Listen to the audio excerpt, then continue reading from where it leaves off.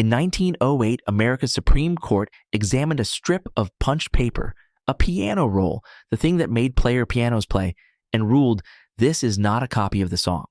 Their reasoning: no human being can read it.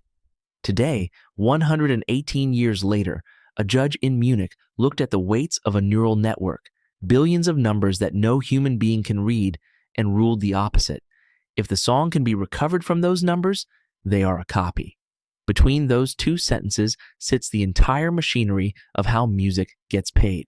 And this week, that machinery collided with a machine that, by every appearance, learned from an enormous slice of recorded music. The company is called Suno, valued at $5 billion. You type a sentence, it writes you a song. The catalog it learned from included Rasputin and Daddy Cool, and the German organization that collects money for songwriters took it to court and won on almost every point. This is not really a story about one lawsuit. It is the fifth time in a little over a century that a new machine has broken the meter that bills for music. Today, how the meter works, how it breaks, and the 3 ways it has been repaired before. Here is what happened in Munich this week. GEMA, the society that collects royalties for more than 100,000 composers and lyricists, sued Suno over 6 songs, including Rasputin, Daddy Cool, and Mambo No. 5. Suno's model, asked nicely, produced tracks that the court found confusingly similar to the originals. The court's findings, in plain words: first, storing songs inside a model's weights in a form they can be pulled back out counts as making a copy. So training that swallows them whole without permission broke the law. Second, generating near identical tracks breaks it again as unauthorized publishing. The remedy: Suno must stop, must open its books so the damage can be counted, and must pay.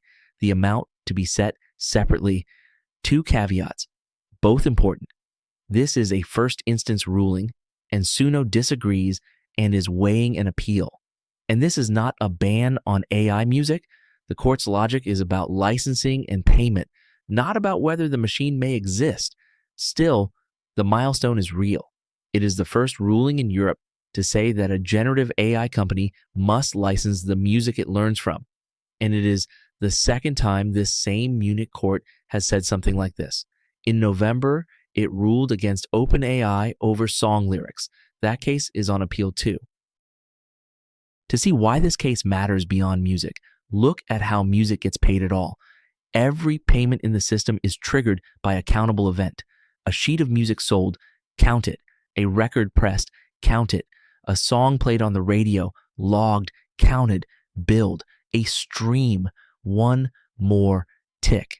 The collecting societies, GEMA and its cousins around the world, are essentially meter readers. They watch the counters and split the money, and every one of those counters, if you trace it down, meters the same underlying atom: the copy. A physical copy, a broadcast copy, a streamed copy. 300 years of copyright law refined into machinery for counting reproductions. Now watch a learning model eat the catalog. It does not file songs away as files. It reads millions of them, and for each nudges billions of internal numbers, each by a hair. When it finishes, no individual song sits anywhere you can point to. Nothing was pressed, played, or streamed, so the meter reads 0, while the machine has, in a real sense, drunk the entire catalog.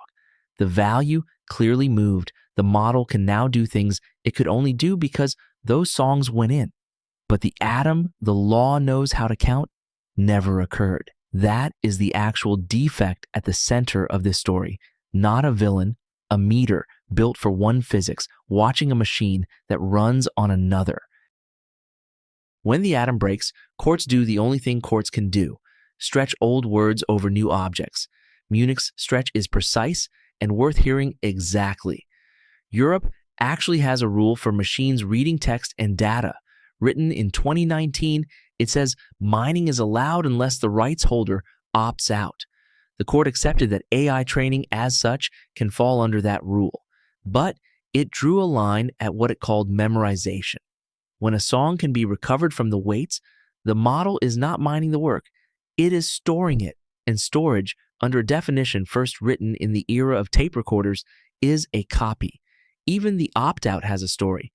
GEMA did raise its hand to opt out, but the hand took a year of paperwork to become legally visible because its own membership contracts had to change first.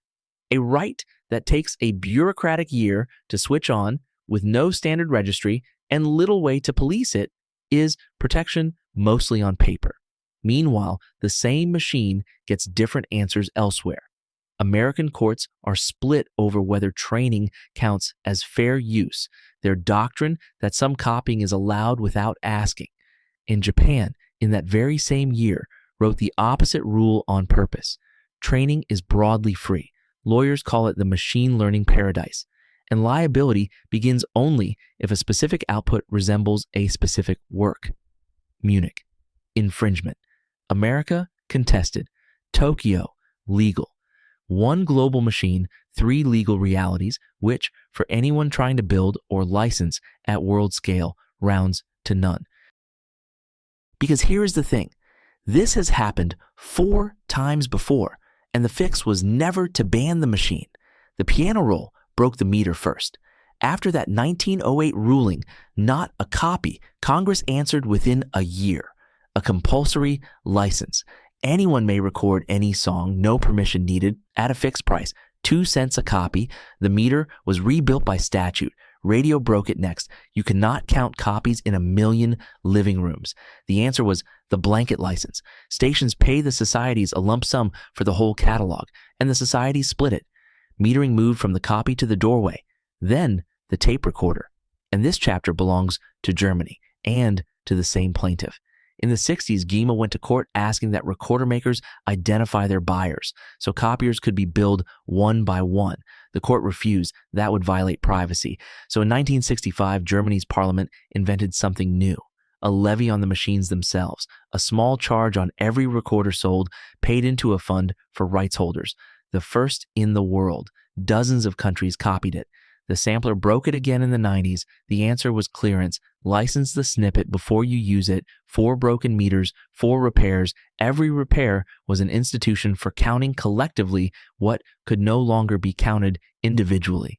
That is the shelf of spare parts the world now stands in front of.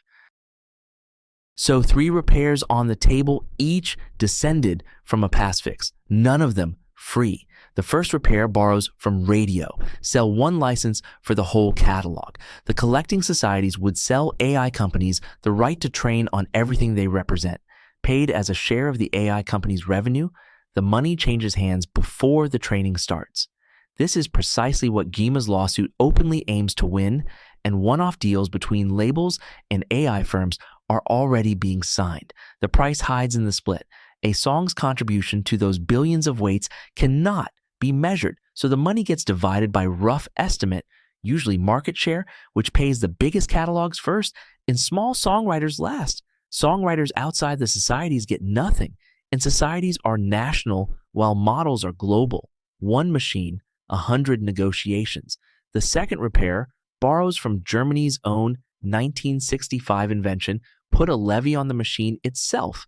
A fixed slice of every generative services revenue goes into a common fund and is split by rule. No negotiations, no measuring, no one left out by membership. The price is bluntness. Every service pays the same slice, whether it trained on licensed data, scraped data, or no music at all. The levy cannot see inside the machine. Distribution still runs on proxies, and levies are famously immortal. Some countries still collect them on media nobody records onto. A tax invented for 1 machine tends to outlive 10. The third repair borrows from Japan and, at a distance, from the sampler era. Charge nothing for training and charge only for outputs. Training is free by statute. A bill arrives only when a specific generated track resembles a specific song. Pay when the resemblance surfaces. Clean, enforceable at the point where harm is visible, and Munich's court used output similarity too, just in addition to the entrance rather than instead of it. The price sits at the entrance it waives. The catalog is the value. A model without the world's music cannot write Daddy Cool on demand. And under this rule, that value transfers for free. forever. Creators are paid only when the machine slips and imitates too closely. The better the filter, the smaller the bill. It rewards hiding the resemblance, not licensing the source.